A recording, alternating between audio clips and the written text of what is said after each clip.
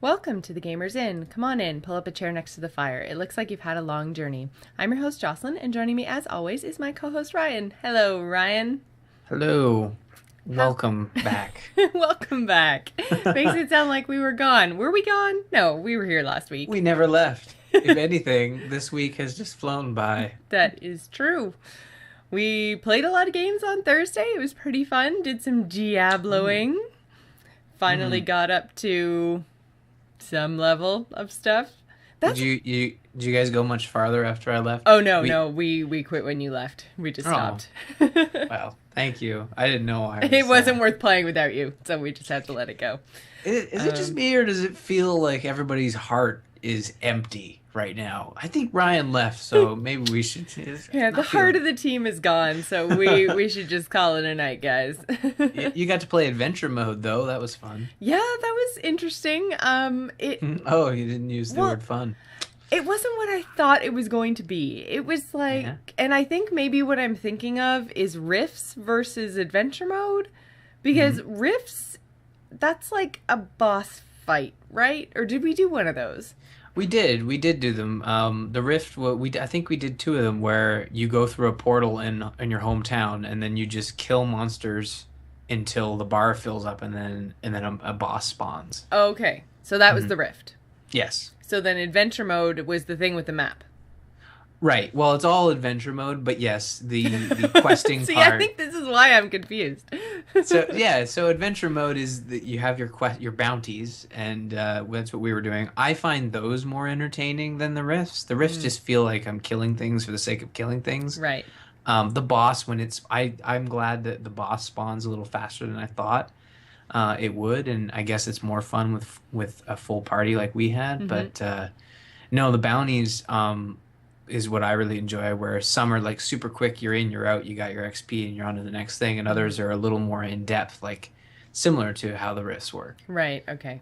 And so I think one thing I've noticed the most about Diablo, it's fun, it's great, I'm enjoying it, and I want to see where Act 5 takes me, but I find that leveling, like, I can't even remember what level I'm on, and every time I hit a level, you get like 3 or 4 new skills, it feels like. So my little skill thing is constantly flashing. I can never get a handle on, like what's good, what's bad. It's very similar to the actual weapons in that I get a weapon or a piece of armor and I'm like, okay, wait, is this better, worse? Like, at least even with the stuff you pick up, it has the pluses and minuses and the red and green numbers. But I feel like with the skills, I'm just like, okay, now I feel squishy and I feel like I'm not doing as much damage, but maybe that's all in my head. Like, I find it so difficult to actually figure out like what skills are actually the best skills. Do you have that same sort of feeling? Yes, this might be more my personal preference, or I could be just flat out wrong, but the way I do it is like when I level up, I try the new stuff and I like sort of drag myself through it until the next level, and then I try that new stuff, and it's almost like every 5 levels I hit a sort of, ooh, I really love this spell, or I really love the combo that I'm getting with these 2 new spells. And I feel as though when you hit max level, like 70, you just kind of choose what you like, like Josh is saying in the chat room, the skills is whatever you want to do, in the sense that you just do what works for you. So in the Crusaders point of view, like we all love the, rise up into the air and land on the ground. I might prefer exactly. I always call it Titanfall, but that's wrong. So yeah, it is. See, that's one where I'm flat out wrong, even though it is my personal opinion. But I might like the sword fall. Falling sword. Falling sword, thank you. The one where like when you fall and then there's like a burning ring of fire. Oh, is there one with a sword? I don't know. I usually go with the one that is a Johnny Cash song. But so there's that difference, and neither one is really right. It's just, our personal preference. So I guess we were going pretty quick last night, so we were really hard pressed to be like, okay, guys, let's stop, and I need to sort out whether these new skills suck or not, so I can roll back. So you usually end up just going with it, and some levels you're rocking it, and some levels Yeah. you're dying. I think that my big problem with Act 5 so far is Mhm. that I'm so squishy. When I first tried to do it, I was level 47. You should not try to do it by yourself at level 47. Right. It is not made for level 47 characters with level 47 gear. It is made for characters that are level 60. Okay. Yeah, I experienced that. I had to knock it down to hard. We were playing on expert, We right? were, yeah. Yeah, when I played solo, my guy was a level 60 or so, and even on expert, I was dying a lot. Hmm. And the demon hunter is squishy by nature. It's not just that I didn't have the proper min-maxing, but I had to kick it down a notch, and then even I had to have a friend come in and help me with the Mm. final boss. Like, though Act 5, I've always said is the bosses are less tank and spank and more, you know, DPS, get out of the way, DPS, get out of the way. There's a Yeah. lot of avoidance, and especially with that fire boss where That fire you get boss hit, made me done. so. Even when it was like me and you and who else was in with us? Josh and was it Veth? Yes, that's right, Yeah. yeah. So the four of us were in there. All of you guys have like 30 Paragon levels or more. I have none. I was level, I think, 52 by that point. And again, like I started the night at 50, I think. I ended the night around like 54, I think. I feel like leveling is just not as like, huzzah! It's like it happens so often and there's so much tied to it that it's like, well, I'll deal with that later. So I'm not even 100% sure what level my character's at. But Hmm. I died 3 times, 4 times in that friggin' fire boss fight. And everyone's like, Yeah. oh, Jocelyn's dead again. Oh, Jocelyn's dead again. Yeah, we restrained GIS ourselves gamer is down. from doing exactly that. We were pretty good on that front, but yeah, you're gonna die. It's we didn't kick it down. We were Yeah, we kept expert it the up on entire time. expert. Yeah. And that's what having friends are for, right? You go down, one of us I went down too. I died. Let's That's not true. That's true. let's But not then, just blame see, but you. you had the next least amount of Paragon levels. Like, Yes. I had 0, you have 30, and then, or 31, something like that. And I think the next one was maybe like 80. Yeah, and I mean, there's no shame in kicking the difficulty down. I mean, expert is hard is just as good, right? Like you're just looking to get through the content, right? You're not looking to get, oh, I'm Yeah. gonna get some fat loot at the end. Well, I do Because the want good loot is loot, where though. adventure mode is. Yeah, I guess so. And the other thing is, I had all of my gems in strength. I did not have Oh, any diamonds. I was all rubies. So I was just like, and then afterwards, after we finished playing and stuff, everyone gave me tips about, how I should have my gems and stuff. And I was like, really? Because I was looking at those diamonds and I was like, psst, elemental resistance. Who needs that? Like, oh, I maybe would. when you're fighting the fire boss. Yeah, I stack strength too, so I'm not like I said, I'm not a min maxer. Like I get it in my head that oh well, strength equals damage. That's what I want to do, right? Exactly. I All the am not that damage. guy that has like a spreadsheet with like, okay, if I have my head slot with my, that's not even like my resistance, then I can put strength in my weapon. And no, I'm just throwing red at all that stuff, man. Exactly, me too. And it just Yeah. makes it so easy. And then you hover over the gems and it says like weapon bonus, this much. And I'm like, well, it's in a weapon and an armor and another armor and a couple rings. So that's gotta be good, right? Yeah. You just got red bling all Exactly. over. I'm sparkly. Yeah. I mean, if Diablo had like a teeth slot, you just have like a whole bunch of rubies in there. And whenever you go around and you smile, you just be sparkling. But yeah, so that's what we played Thursday night, and we did that because it is Diablo 3's second anniversary. Is that what Yeah, we're celebrating? it was the second anniversary, which again we were trying to figure it out last night. It just seems so soon, Like Mm-hmm. well, not so soon, but just I could have sworn it was like 3 at this point because the reason being is that Reaper of Souls came out a year. I guess. Well, no, wait. If it's the second year anniversary, I guess it'd be a year in a Mm-hmm. good almost 2 years. So I guess that is on par. I don't know what we were thinking. We I were don't just know. Yeah. we were just loot happy, I Yeah. guess. And Okay, did they change the drop rate on legendaries for the anniversary or something like that? Because I have seen so many pictures on Twitter of like just orange beams all over the ground and like. Yeah, I don't know. We didn't experience that. No, we did not. We got a bunch of plans. Like every time, ooh, legendary. Oh, it's just Oh, it's a plan. Yeah, I guess they increased the legendary drops by 100%. So you were 100% more likely to get a legendary drop. Now, I don't think we got some. There were more than normal, but True. Didn't feel like we had that, oh my god, legendary, look at this, guys, and link it to everybody. Yeah, I've kind of had that feeling with any of the legendaries I've picked up. And again, I'm picking up legendaries at lower levels. They're not like endgame legendaries, but I feel like I pick them up and I'm like, in some cases, they're even like -3 damage and then plus 10% healing or something. And I'm just like, really? You're supposed to be legendary and you're not as good as the blue thing I'm carrying right now. Exactly. Orange should be better than blue. Mm-hmm. I don't know. I had that issue too, and I was like, I don't want to replace my legendary with a blue just because he gives me a little more damage. But I want to have legendaries. This is the thing, though. Like, I already was carrying the blue, and I picked up a legendary, so I can kind of understand if you outlevel your legendary. That, to me, makes sense. But if I'm going in and a legendary is dropping, then it shouldn't be lower level than what I'm currently carrying. That, especially when I'm the lowest level person in the party, I should be, like, rocking it with the legendaries. Yeah. Orange all over the place. Exactly. Yeah, I don't know. Well, sometimes it's worth replacing them with the legendary if the what you're losing isn't too great, because sometimes you gain those like, oh, plus 60 damage to your sword rain.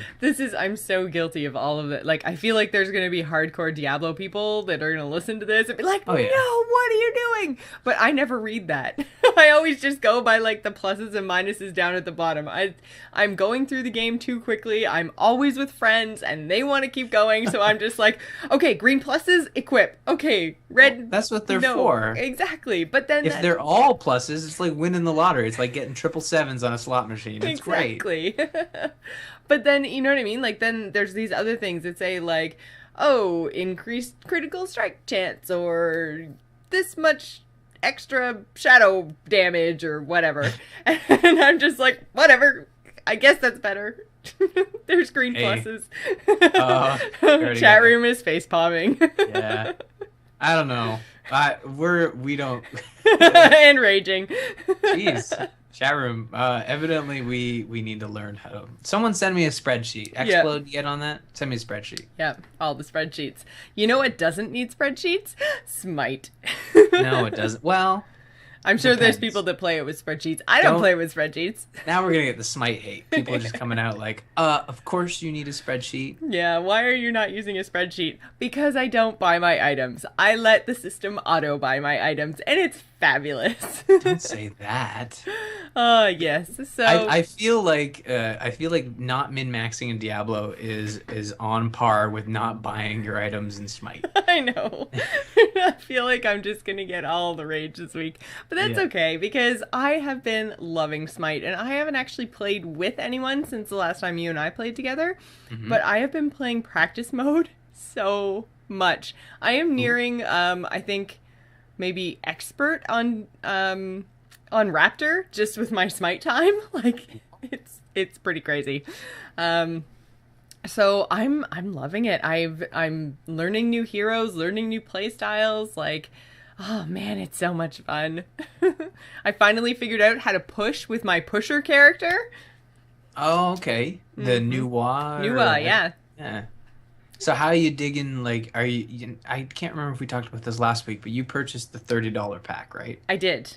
Yes. You enjoying that investment so far? Have you kind of branched out into other gods? I am really enjoying it because I've been playing one-on-one practice mode. I've been able to get better at that one character that I really, really like, that Nuwa character, and she's like this, like, I think she's the goddess of heaven or something in Chinese mythology, and she's got like all these different crystals that you activate by using different powers that give you different buffs, and like, it is complicated, but once you get the hang of it, it's so much fun. And then I've also been playing Aphrodite a little bit, practicing with her. I also tried, I feel like maybe it might be the new god that came out? The undead guy or something. I tried him for a bit. Like I think I tried 5 or 6 different gods this week that I hadn't tried before. Nice. And like, oh man, so much fun. I want to go play right now. See ya. Well, we'll play after the show. We will play after the show. I don't know if we're streaming it. We'll probably stream We'll stream it. Come on. Yeah, come on. Smite. Ah, that's good. I haven't touched it since, last Friday when we were up till like 3 in the morning. Oh my god, yeah. You were up till 3 in the morning? I was up until 7:30 in the morning. What is wrong? No wonder I saw Joel pancake pictures at 2 p.m. Yeah. Which, if you don't follow him on Instagram, you're probably wondering what the hell I'm talking about. Yeah. He makes pancakes. So, we played Smite until, I think, it was about 3 o'clock in the morning my time. Then Which is, yeah. I was like, okay, I'm going to go to bed. Like, good night, everyone's go to bed. Good night, good night, good night. And then I just check my email before bed. And I always check my email before bed. And it said, oh, Willie Dills SF has gone live. And I was like, oh, cool, I'll pop in and say hi to Dills before I go to bed. So I pop in and he's like, oh my gosh, Jocelyn, you have to come play all the things. So I played all the things. Played Hearthstone. And then after Hearthstone... we did an arena run, again in Hearthstone, and then we decided, because I was telling him how awesome Smite was and trying to get him to play Smite. Oh. And then I was just like, Smite really makes me want to get into WoW and do this and do PvP, because I was like, I love Smite so much, I just want to PvP, but I never have anyone to PvP with, and he's like, PvP with me, and I was like, okay. And then so from like 5 a.m. to like 7:30 a.m. we PvP'd in WoW very badly. Oh, okay. And he's like, hey, have you ever done Arena? I'm like, what's Arena? He's like, we're queued for it now. Arena's not fun. Battlegrounds are my safe place, and that should tell you something. Arenas are not good. Explode says this was fueled by a certain beverage. Yes. Oh, okay, good. Well, I was gonna ask how you stay up so late, but I mean, the last time I stayed up that late, I was either doing it for charity or I was pissed drunk. So yeah, which I think might be the key for Extra Life next year is just get pissed drunk. Yeah, if you could stay up for 24 hours to get drunk, you could stay up for 24 hours for charity. Come on. Exactly. Well, hey, if James is helping us organize it again this year, which I assume he is, because hey, he has to now because I said it on the air. He'll join right in with you. Yeah, absolutely. And the one thing that we didn't get to play was Heroes of the Storm because I'm still not in the alpha. Yeah, sad face. I saw that Bilvin in the chat room. I mean, he's got some weird snide emoticon as he says, "I've been playing Heroes of the Storm." It's a bunch of invites must have went out again because I got missed. Yeah, so did I. I wasn't in there. I won't get in until probably beta. That's kind of what I'm thinking too. That's why that's why Smite is so great, is because we were pitying it, saying, "Oh, let's find something to replace this hole, void that I didn't even know I had in my life." Exactly. Until I didn't get into Heroes. Just because we can't play it, it's the best thing ever, right? So now that we have Smite, it's like every time we feel like we want to play Heroes of the Storm, it's like, wow, all right, Smite, that's fun. Let's do that, and let's play Smite. So Heroes, what? Come on. Exactly. But I was gonna say, but other than that, I haven't played much this week. That sounds like a lot more than I did. I didn't play any games this week. I also played Link Between Worlds, got stuck again, and put it back down, so... Was that the point when you picked up your 3DS to buy Mario Golf, and then you saw that you still haven't beaten Link Between and Worlds? I was like, it told me some system update or something, and then I didn't have Wi-Fi, and then I tried to go to Nintendo, and I tried to buy Mario Golf, and it didn't really work, and I was just like, this is dumb, I might as well just play Link Between Worlds. So I played it for a little bit, and then I started to get to the ice castle spot, and then I got hit off a platform by some big ice statue thing about 18 times, and then I was like, fuck this, smash! That's an expensive smash. Yeah, I didn't actually smash it. I wanted to. That's unfortunate. That game was delightful. Yeah. Zelda games just don't like you anymore, evidently. No, but the thing is, though, Link Between Worlds, I'm still enjoying because it's challenging. I would rather a challenging Zelda game than Skyward Sword, because Skyward Sword was just too kiddie and too handholdy. I'd rather get my ass kicked by Link than, have everything just handed to me. But the reason I only spent like 1 day playing Link Between Worlds, which was Monday, was because War Crimes, yay, came on Tuesday. So every spare minute I have had has been reading that book. I am 3/4 of the way through. Wow. I love Christy Golden. She's my favorite ever. She's so good. Like, that woman can write Warcraft like nobody's business. So she just does the novels then, right? Does she? I wonder if she does any like in-game writing at all.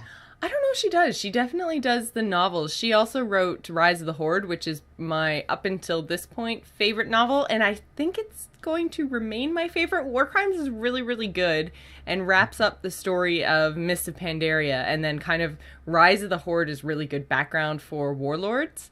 But, and she wrote them both. She writes orcs very well. So I'm really enjoying it. It's great. I can't wait to finish it and then listen to the interview because Scott interviewed her for The Instance. So I know they didn't get into spoilers, but still at the same time, I'd like to know the book before I listen to the interview. So if you haven't read it yet, War Crimes by Christy Golden is the Warcraft book that wraps up Mists of Pandaria, and Rise of the Horde, also by Christy Golden. Both excellent reads. You guys should pick them up. So what have you been playing this week? I haven't been reading. That's unfortunate. But I had said before that every time you talk about a Warcraft book, it's like, man, I wish I had not only the self-control but also the time to read. It's my commute. It's having, I have 45 minutes each way, so that's like an hour and a half every day to read. And I am also an extraordinarily fast reader, which Joel gets so mad at me all the time for, because I literally got my Warcraft book when I was already home on Tuesday night and I'm almost done. And he's just like, wow. Like, how are you getting through this content? I'm like, reading? It's not a race, Jocelyn. Everything is a race and everything is a competition. Is it a race if you're not racing anybody? I'm racing against the internet and all of the spoilers. Oh, I guess. That is... I am in a constant race with the internet. In that sense, it pays to be quick then. Yeah. Yeah. No, that's good. But I really wish I could... I even have like something you'd think I'd be aiming to read. I have like the Walking Dead compendium on my coffee table, and it's like, I gotta read this before the... It's like the first 50 issues in like a giant like book like this. It's really I've already read that. I think I'm on issue like 100. Oh my god! Now it's literally a race. It is a race. Ah, damn it! It's like she could spoil everything. Well, I could. Yeah, a lot of things. I know all the things. Well, the cover spoils it. So well, that's true. I find the covers and the names of things, having watched the TV show, are huge, huge spoilers. But anyways, this isn't the Walking Dead show. Ryan has another show for that. It's not. Yeah, we'll talk about that later when I get around to playing Walking Dead episode 3. But I did not get to play that. But last week I was talking about my urge to play like a third-person RPG Dragon Age / Mass Effect style game. Do you remember that conversation? I do remember that conversation. And I happened to mention a game by the name of Bound by Flame, which was out last week and getting mixed reviews. So that's where I heard about it, because I was like, Joel said something about how he saw it, and I was like, oh, this is vaguely ringing a bell. I wonder who told me about it. I wonder.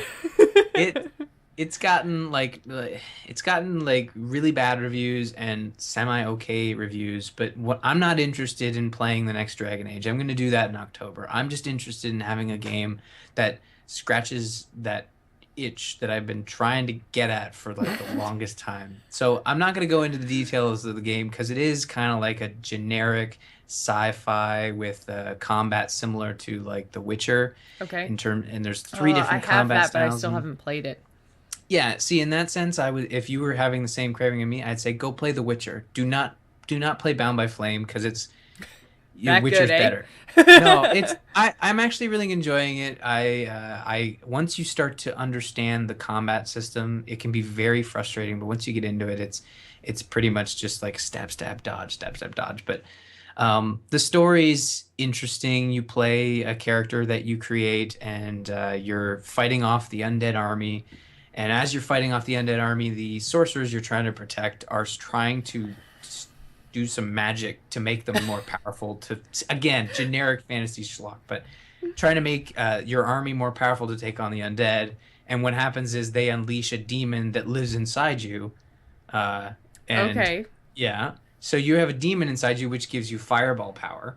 Ah, I want fireball power. Yeah, so do I. But I mean, I don't really want a demon living inside of me because what happens is as you progress through the game, you have story choices, meaningful story choices where you can say, the demon's like, hey, I can help you with this problem you're having.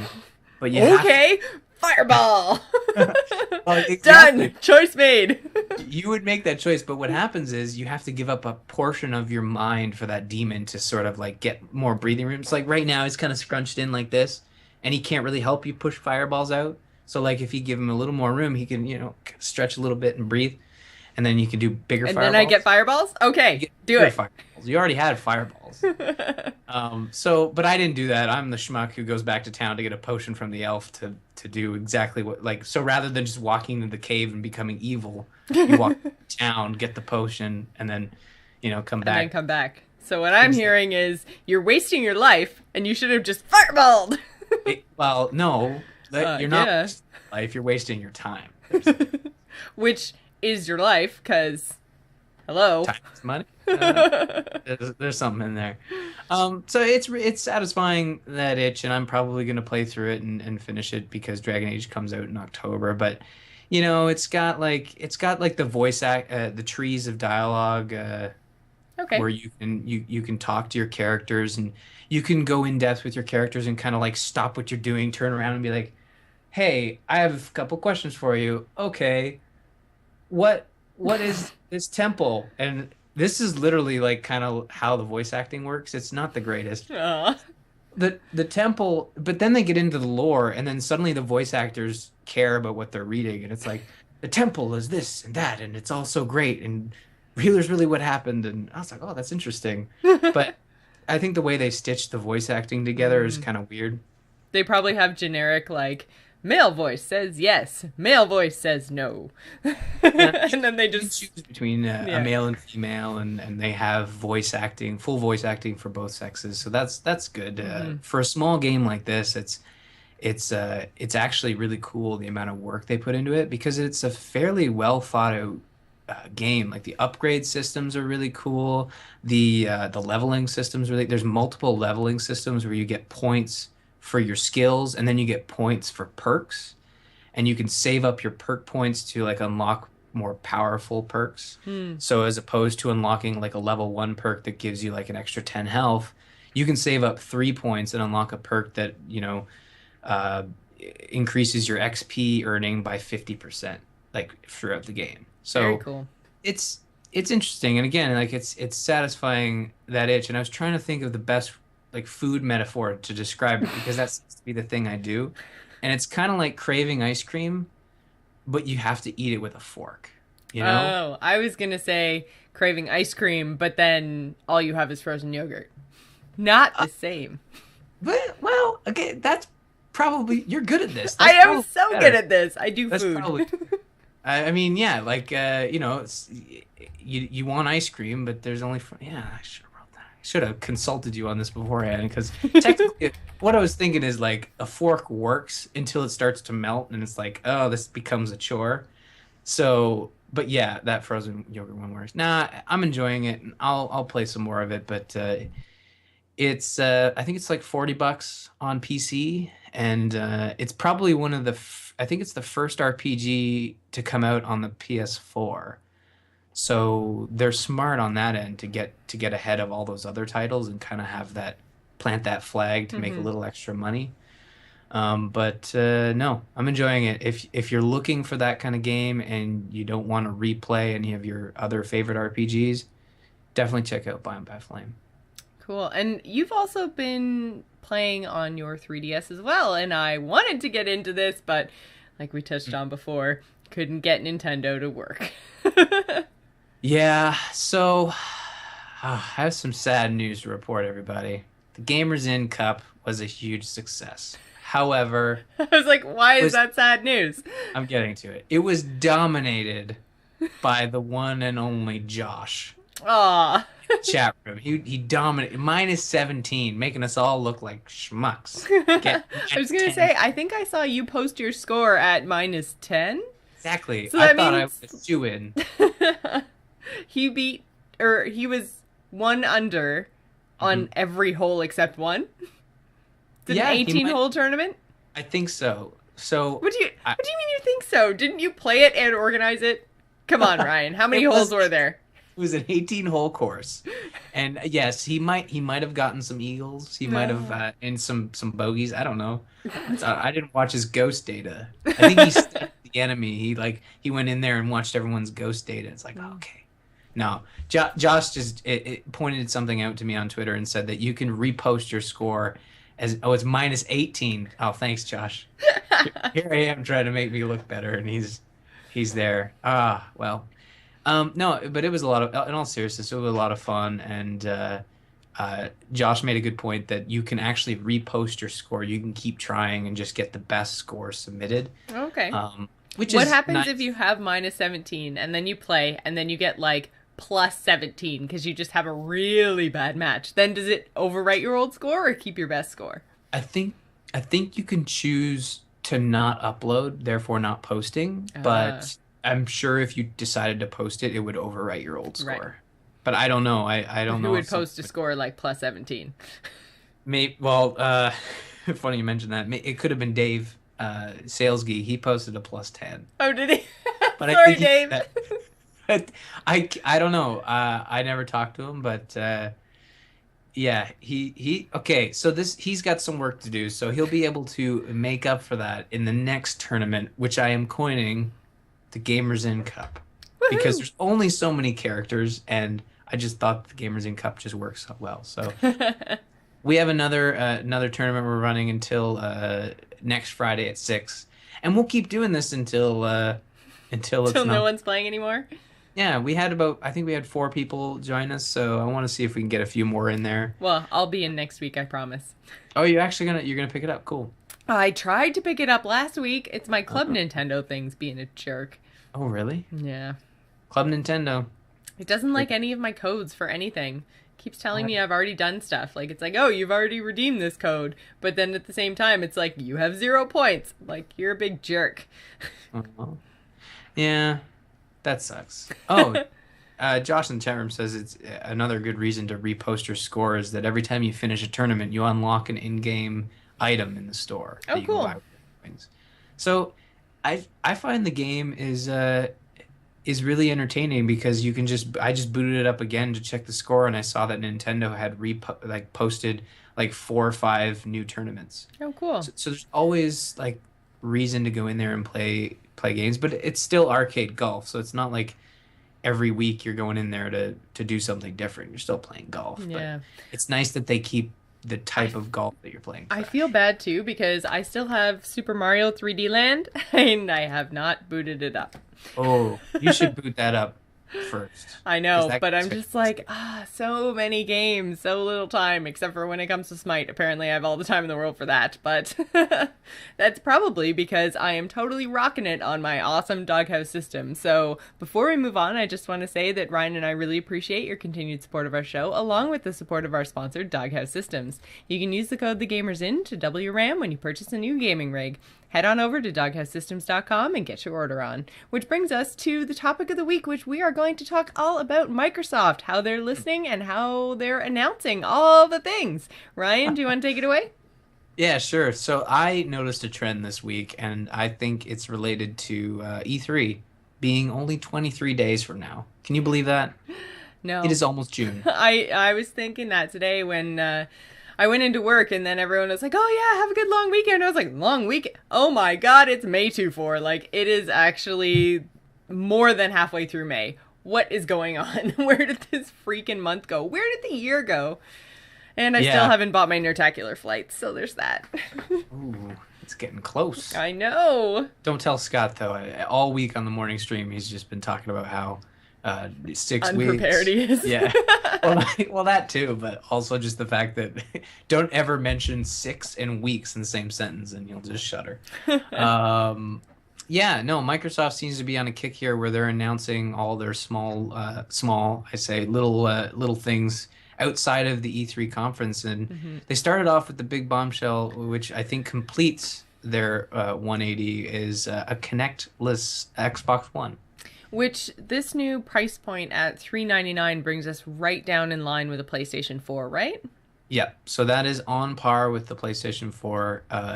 And it looks like, I think they said in June you'll be able to go out and pick up an Xbox One for $399, and then the Kinect will be available solo in the fall. Okay. So it's interesting, and it's the same argument that people are making with, another company that has a giant peripheral that no one loves attached to their system. And I think it's really smart to give your customers a choice, you know? Uh, and Microsoft is doing exactly that with this, Connect out of the box. And if someone buys an Xbox One and says, "Hey, I kind of want to connect," they can go out and buy one. Is it really that hard to give your customers a choice? If you're Nintendo, evidently it is. But yeah, so Microsoft's got an Xbox One without the Kinect. They've also announced that prior to this, you had to have an Xbox Live Gold account to access paid apps like That Netflix. made me so mad.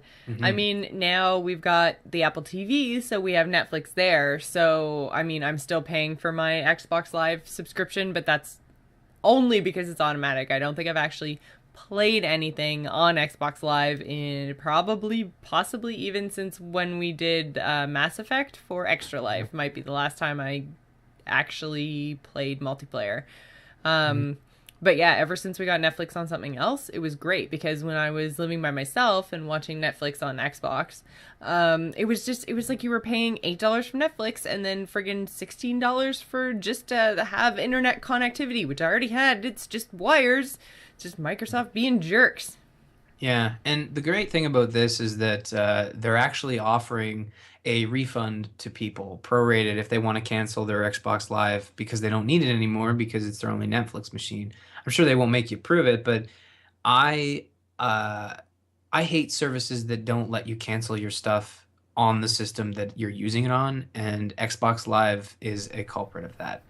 So I wasn't able to cancel my Xbox Live, so it automatically renewed itself for another year. Oh, And that sucks.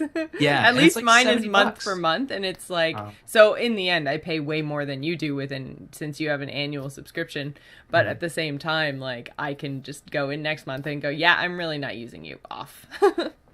Yeah, and I can't remember the last time I used it. Probably, I think we may have done Mass Effect for a game night, but even then, I don't mind like buying a couple month cards and Mm-hmm. having them handy when I need them. True. And I think in the future I'll do that at least until I get an Xbox One. But it's nice that Microsoft, again, giving customers, a reason to choose their system by allowing them to do something that they can do for free on another system. Like, I understand paying for Live to have access to the multiplayer and stuff. That makes sense. Mm-hmm. But access to a paid subscription app like Netflix or Hulu or Amazon Video makes no sense. Yeah. So they've gotten rid of that. That's, second announcement. Microsoft's listening. It's great stuff. So, would you buy an Xbox One without a Kinect? It seems Oh, like at least, kind of this time last year, they were really, really, really, really pushing how the Kinect was integrated into their operating system and that basically you wouldn't get the Xbox One experience without the Kinect because of the, gestures and the voice commands and, like just everything about the operating system and the interface being tied into the Kinect. So if you take the Kinect away and you lose that functionality, is it even worth the $400? Like, are you just completely getting rid of the experience of the Xbox One? I don't think so. I mean, most people I've seen and talked to about the Xbox One, the Kinect is something you can use to navigate. You can talk to your Xbox saying like Xbox Bing this, Xbox Show Me TV, Can I Xbox say Launch. Xbox Google this? No, you can't. Unfortunately not. But you need it, like you'll need it to play games that like actually require the Kinect, like the rare sports game and Well, yeah. well, probably a dance game that's going to come out I was gonna sometime say, like, soon. outside of the gimmicky, dancey games, like, if I want to sit and play the next Elder Scrolls, like, am I not going to be able to play because I can't do voice commands? No, you'll be, yeah. So the like it's not required by any like AAA titles that we would care about, you Hmm. know. And that's not me trying to be mean or anything. If personally, I would look at the Kinect as something probably worth having in the home, because if it actually works a lot better than the Kinect that's currently on the Xbox 360, that's also a plus. I Mm-hmm. like being able to, use voice commands and stuff, but I would probably try it Kinect free Mm-hmm. first. I wouldn't go So, out and buy it as a bundle. what if, when the next Halo comes out, Mm. they say you can only play Halo with Kinect? Well, that's then Do you yes, think I that would. do you think that that's something that they might do? That they might say, excuse me, our original system design, Mhm. which is what we built Halo on, includes the Kinect. So Halo makes use of functionality in the Kinect, whether it is voice commands or motion or something. Do you think that's a possibility? Probably not. I mean, now that Microsoft is essentially like pulling the two apart, like they're in a schoolyard brawl. Like, say, okay, no, you go in that corner, you go in that corner. Like now that they're separated, they've even been talking to the press and saying like, now that Connect is optional, it becomes a lot less important when we're selling this device to developers. They're even talking about unlocking the extra power that was required to run that Connect and putting it towards making games more graphically on par with the PS4. Hmm. There's been a lot of talk of the Xbox One versions not being as, high end as the PS4, having a lower resolution, having a lower frames per second. Even if it's like minimal to the eye, it's still like numbers that NeoGAF geeks out about. So they're even talking about that. Now, let's look at a title like maybe Fable Journey, which was a Kinect only title. Mm-hmm. Do I think there's going to be a Halo Kinect only title? Sure. It's not going to be Halo 5, but it'll be like a Halo shoot off probably. Mm. Get it? Right. Yeah. Yeah. No. Chat room thought it was funny, right? Chat room. Give them 2 They're minutes delayed. to catch up. They're delayed. They're just let's move on. But no. Well, speaking of Halo, they actually, which was funny enough, I don't know if they did this to get ahead of a leak or something, but they announced essentially Halo 5. Yes. Like Halo 5 Guardians launching fall 2015, which That's a my whole fiance. year longer than I thought it would take. Yeah, exactly. Because especially when they said at last E3 saying that the journey for Halo on Xbox One starts in 2014, which is essentially we're paying millions of dollars to advertise a game coming out a year later. Yeah. And that's just my reaction. But I'm sure I'm wrong. Yeah. And there are probably 343 employees listening to this episode right now, saying I'm wrong. But one. Yeah. Sorry, Angus. Yeah, sorry. You know what? I would love for there to be something. I've always said that Halo is the game that gets me to buy an Xbox One, and I even said like, looks like I'm buying an Xbox One in the fall of 2015. But That's still more a of long way off. And Yes. I have noticed Mhm. that I haven't really missed console gaming.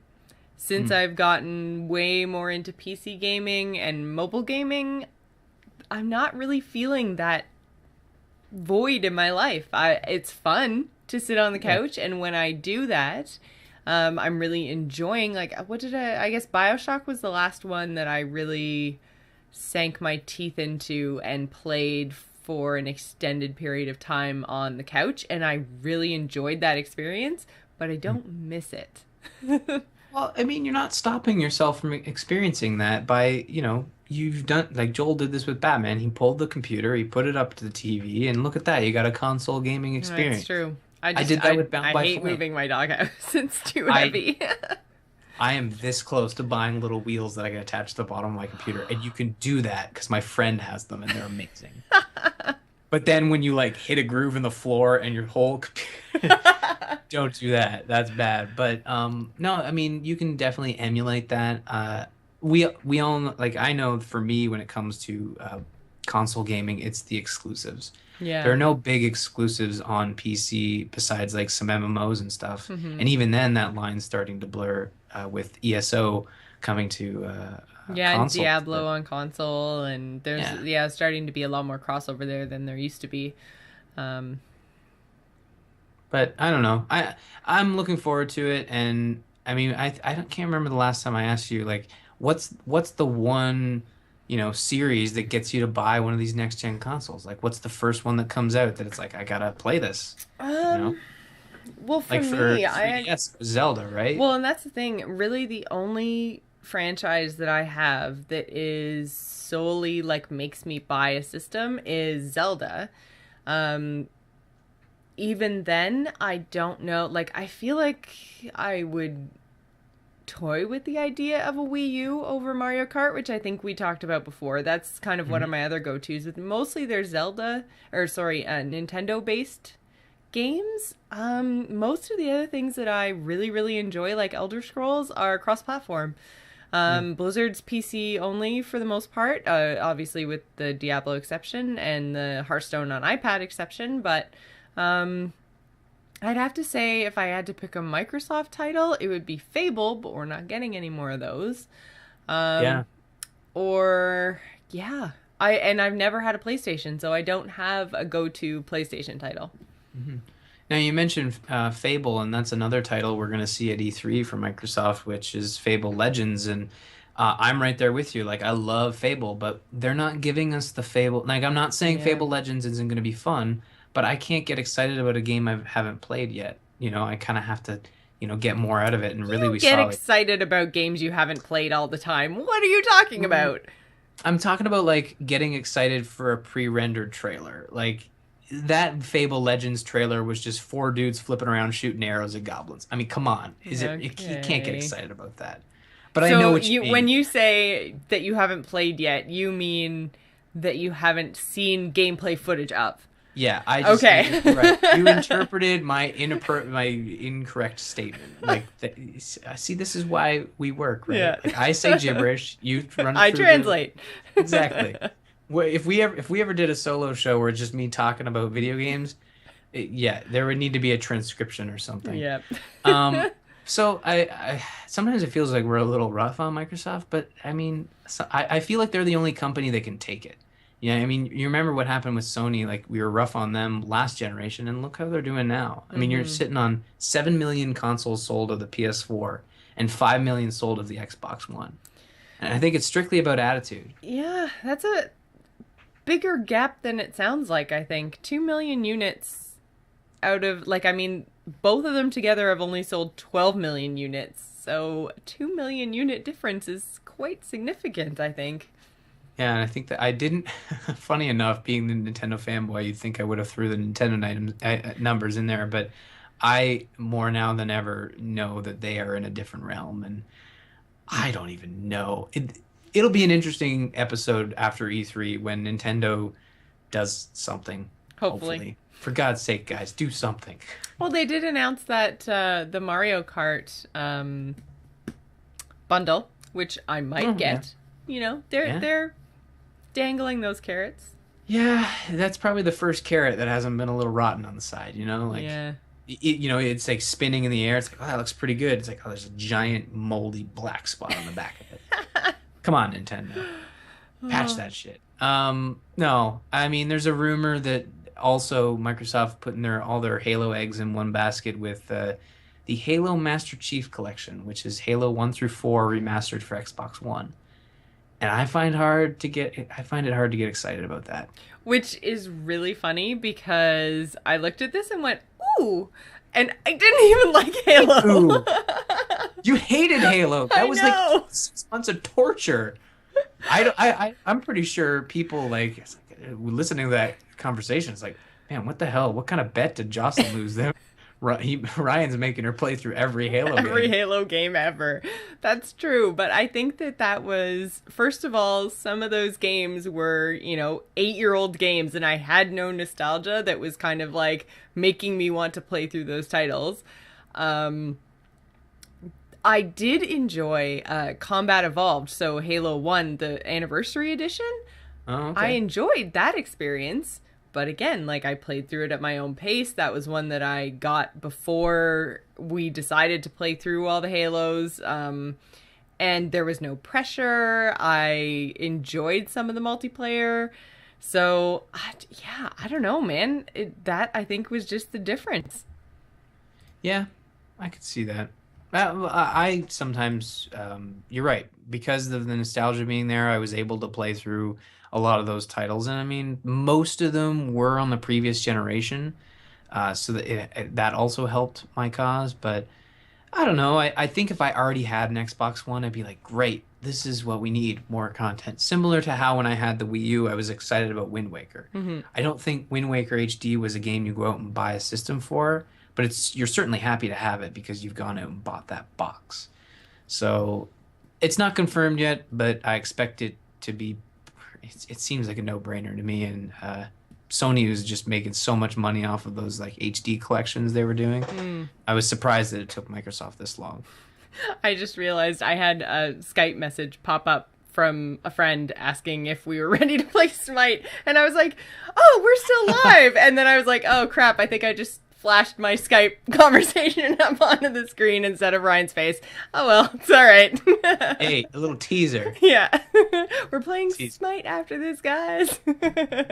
Oh, Octane in the chat room. Well, thank you. Oh, yeah, such a stud. Yeah, it looks like a chat room. But yeah, no, I don't know. I'm looking forward to E3. What are you looking forward to? This is kind of where we get to start thinking about E3 because it's right around the corner. What are you looking forward to? That's what I want to end this on. Is it okay if I say nothing?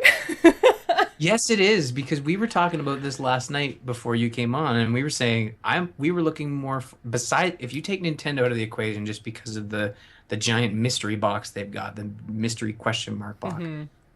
If you take Nintendo out of that, I'm probably more excited about what Blizzard's going to have at BlizzCon with hopefully the new StarCraft expansion. I feel like I am so in Blizzard's world right now with like really wanting to be in Heroes of the Storm. Obviously, I'm way into Hearthstone all of the time.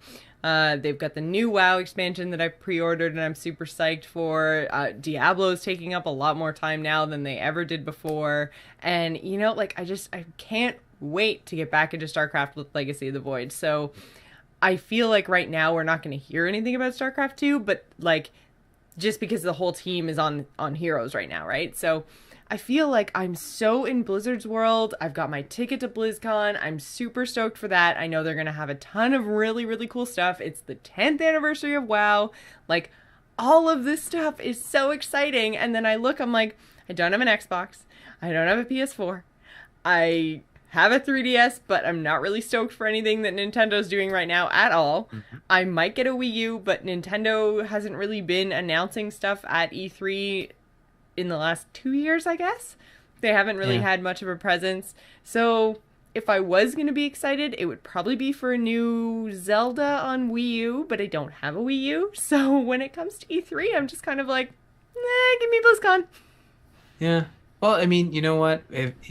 Even if they do announce a new Zelda, it's not going to get you to buy a Wii U the next day because that thing ain't coming out until 2015. Well, exactly. Yeah. So, and I like I said, I think I might buy the Wii U just for the Mario Kart. Not expansion. The Mario Kart bundle. Thank you. The Mario Kart that game expansion. Looks so good. Yeah, it does look really good. It looks like a lot of fun, and I really, really like Mario Kart games, so that could convince me. And especially where you get free games on top of it, like it's a really, really, really good convincing bundle. I think it's the first thing Nintendo's done right in a really long time.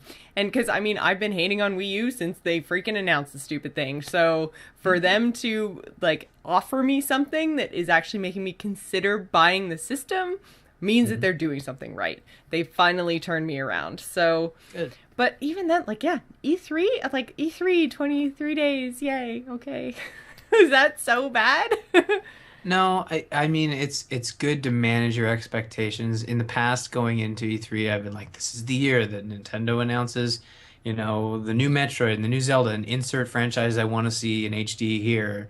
And every time you go in, it's like, we got a new Donkey Kong. It's like, oh, well, that's great, but it's awesome, but it's not exactly what everybody wants. And I think it's the same for every company. You want them to blow your socks off, and half the time they just end up half off. It's like it's impossible to just I'm gonna skip right over that one. It's impossible to just meet your giant expectations. I think going into it like, yeah, okay, I'm excited for games, but like life is just so busy with current games and work and stuff that it's just you can't get too excited, right? Yeah. So, before we move into listener feedback, I just wanted to remind everyone that if you want to go show off your TGI pride, you can do so by going to slashloot.com. That's SLASH loot.com to grab yourself a Gamers In t-shirt. They have tons of other awesome shirts, including designs by... Okay, is it Taylor or is it Carter? Because I keep switching it and I can't remember which one I switched it to, but one of the Johnson girls is an artist. Carter, is it Carter? Okay, Carter Johnson is an artist, and she does the Best Pals Star Wars shirt, which is super cool. As well as you can support all your other favorite podcasts, like Azeroth Roundtable, which I'm actually going to be guesting on tomorrow at 5 p.m. Eastern or 5 p.m. my time. Shit, now I can't remember. Anyways, tomorrow evening, I will be on Azeroth Roundtable, which is my favorite WoW outlet. Then you can also get support podcasts like The Morning Stream, Zombies Ate My Podcast, which is Ryan's zombie show, and The Angry Chicken. So go to slashloot.com and show off your podcast pride. So that does bring us to listener feedback, and we got a really great email from Josh this week. So he says, "Dear Jocelyn and Ryan, it's me again, Josh. The purpose of this email is to express my utmost appreciation for all the hard work you do. I hope I've not been too intrusive," which, no, you have not. You should be more intrusive. Exactly. We want more people to be involved in what we do. So, no. No one is ever overstepping. When you want to come game with us or hang out in our chat room or talk to us, whatever, bring it. Admittedly, I've been having a blast. This has been the first time I've really jumped out of my shell to become part of a community that I have always wanted to be involved with, but was always too nervous to do. I eventually want to get into podcasting as well. The problem is that I'm not a social guy. I love video games and the journalism side of the community, but talking is not my forte. At one point, I even dismissed the idea of ever starting a podcast and decided to focus on blog reviews and gaming news, all because I was afraid. However, after listening to your show for weeks now, and participating in all the fun you've had, and partaking in this learning experience, I feel I'm ready to, at the very least, try podcasting. Tonight, I shoot my first podcast with some friends at my place. I'm terribly nervous, but excited all the same. I know I would never have reached this point if it was not for your show and everything you do with your audience. Know that you have a positive impact on those who listen to you, no matter how many naysayers exist in the wonderful world of YouTube comments. That's a shout out to some stuff I was talking about on Twitter. Yeah. I just want to say thank you for everything you do. Keep up the awesome work. The gaming community is better with the Gamers In, and everything associated with A-Move. Your favorite Dorito, just Josh. So thank you. Live that one down. So much, Josh, because that, I think, is the best, my favorite email that I've ever received as a podcaster on Gamers In, on Angry Chicken. I can't even begin to express how happy I am that we've had this impact on you, because honestly, podcasting has changed my life. I used to be exactly the same as you, really quiet, really reserved, didn't like presentations, didn't like, not necessarily being around people, but just I was really shy. And podcasting, the Frog Pants community, the A-Move community, all of it has really brought me out of my shell and has let me embrace the fact that I'm a nerd and I'm a video game nerd and I like pushing buttons, and all of that is really fun. I mean, like keyboard buttons. God damn it, Ryan. Well, she does like to piss people off, right? Okay, that makes sense. That's true. But I know it's had a huge impact on me in my life, and I'm really glad that we've been able to help you to embrace this part of your life and come out of your shell. Ryan, do you want to add?